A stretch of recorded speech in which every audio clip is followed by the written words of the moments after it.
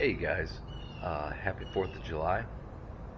Um, Hope you guys have a good day today with friends, family, and even if you're by yourself, whatever it is you're doing, hopefully you're having a good day. But I'm going to play a video for you guys. Like I mentioned yesterday, I was going to possibly chime in and do a little history lesson. So I found a Paul Harvey video, and he just gives a brief talking on the Declaration of Independence, and it's actually pretty interesting. A lot of stuff I didn't know. It's not very long, just a few minutes long. But I want to thank everybody who is currently in the service right now, who has served, men and women, whatever branch you might be in.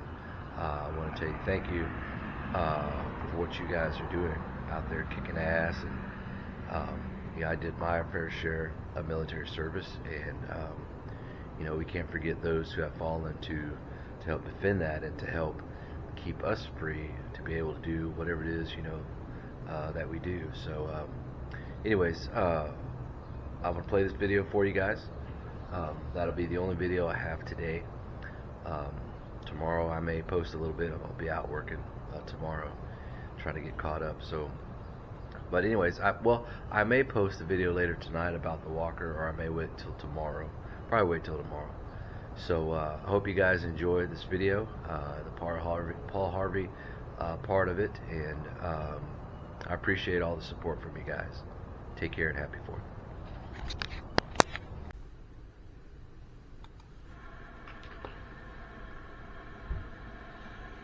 Americans, the how and the why of our beloved republic are so much better known and understood than the who.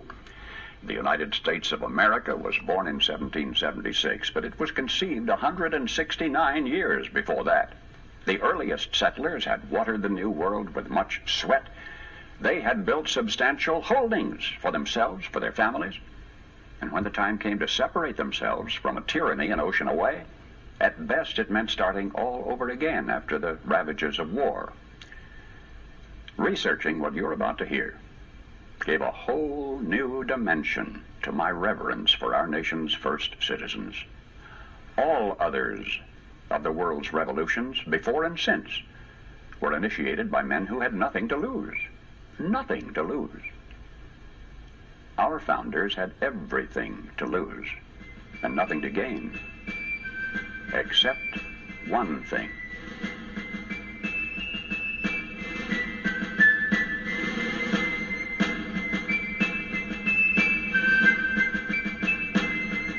Hello, Americans. I'm Paul Harvey. You remember the cherry tree fiction. A long time after you have forgotten the more earth-shaking history-making episodes in the life of George Washington. You have misplaced in your memory the details of Ben Franklin's statesmanship, but you remember his flying a kite. Joyce Kilmer was a great military hero, but the only thing you personally recall about him is his poetic tribute to trees. Maybe of this current decade, that which will be remembered best will not be its wars and its moon rockets, or its crumbling frontiers, or the giants who lived and died. Maybe all that'll survive to linger in the day-by-day vocabulary of generations yet unborn may be the songs of a Memphis minstrel, or the reincarnation of electric automobiles. But for any eve of the 4th of July, I, Paul Harvey, do herewith bequeath unto you something to remember. You may not be able to quote one line from the Declaration of Independence at this moment. Henceforth, you'll always be able to quote at least one line. It's in the last paragraph, where you will recall when I remind you. It says, "We mutually pledge to each other our lives, our fortunes, and our sacred honor." In the Pennsylvania State House that's now called Independence Hall in Philadelphia, the best men from each of the colonies sat down together. This was a very fortunate hour in our nation's history, one of those rare occasions in the lives of men when we had greatness to spare. These were men of means, well-educated. 24 were lawyers and jurists. 9 were farmers, owners of large plantations. On June 11, a committee sat down to draw up a Declaration of Independence. We were going to tell the British fatherland no more rule by redcoats. Below the dam of ruthless foreign rule, the stream of freedom was running shallow and muddy. and we were going to light the fuse to dynamite that dam. This pact, as Burke later put it, was a partnership between the living and the dead and the yet unborn. There was no bigotry, there was no demagoguery in this group. All had shared hardships. Jefferson finished a draft of the document in 17 days. Congress adopted it in July, and so much is familiar history. But now, King George III had denounced all rebels in America as traitors. Punishment for treason was hanging. The names now so familiar to you from the several signatures on that Declaration of Independence, the names were kept secret for 6 months, for each knew the full meaning of that magnificent last paragraph in which his signature pledged his life, his fortune, and his sacred honor.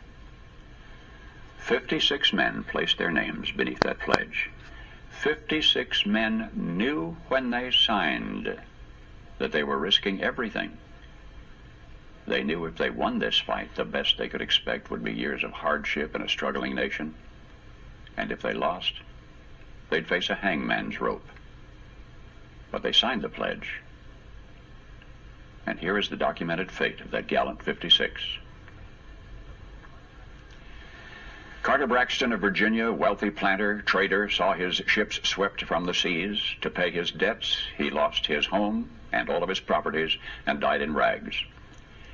Thomas Lynch, Jr., who signed that pledge, was a third-generation rice grower, aristocrat, large plantation owner. After he signed, his health failed.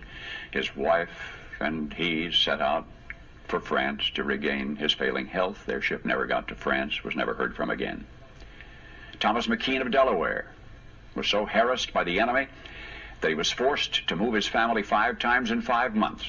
He served in Congress without pay, his family in poverty and in hiding. Vandals looted the properties of Ellery and Clymer and Hall and Gwinnett and Walton and Hayward and Rutledge and Middleton. Thomas Nelson, Jr. of Virginia raised $2 million on his own signature to provision our allies, the French fleet. After the war, he personally paid back the loans, wiped out his entire estate, and he was never reimbursed by his government. In the final battle for Yorktown, he, Nelson, urged General Washington to fire on his, Nelson's, own home, which was occupied by Cornwallis. It was destroyed. Thomas Nelson, Jr. had pledged his life, his fortune, and his sacred honor. The Hessians seized the home of Francis Hopkinson of New Jersey. Francis Lewis had his home and everything destroyed, his wife imprisoned. She died within a few months. Richard Stockton, who signed that declaration, was captured, mistreated, his health broken to the extent that he died at 51. His estate was pillaged. Thomas Hayward, Jr. was captured when Charleston fell. John Hart was driven from his wife's bedside while she was dying. Their 13 children fled in all directions for their lives. His fields and grist mill were laid waste.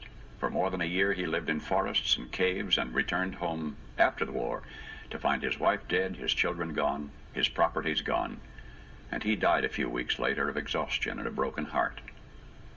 Lewis Morris saw his land destroyed, his family scattered. Philip Livingston died within a few months from the hardships of the war.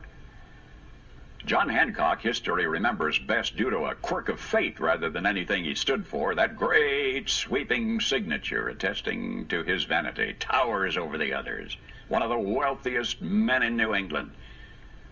And yet he stood outside Boston one terrible night of the war, and he said, "Burn Boston, though it makes John Hancock a beggar, if the public good requires it." So he, too, lived up to the pledge. Of the 56, few were long to survive. 5 were captured by the British and tortured before they died. 12 had their homes from Rhode Island to Charleston sacked, looted, occupied by the enemy, or burned. 2 lost their sons in the army. 1 had 2 sons captured. 9 of the 56 died in the war from its hardships or from its more merciful bullets. I don't know what impression you had of the men who met that summer in Philadelphia. But I think it's important that we remember this about them. They were not poor men. They were not wild-eyed pirates. These were men of means. They were rich men, most of them, and had enjoyed much ease and luxury in their personal living. Not hungry men, certainly not terrorists, not irresponsible malcontents, not fanatical incendiaries. These men were prosperous men, wealthy landowners. They were substantially secure in their prosperity. They had everything to lose. But they considered liberty, and this is as much as I shall say of it. They had learned that liberty is so much more important than security, that they pledged their lives, their fortunes, and their sacred honor. And they fulfilled their pledge. They paid the price, and freedom was born.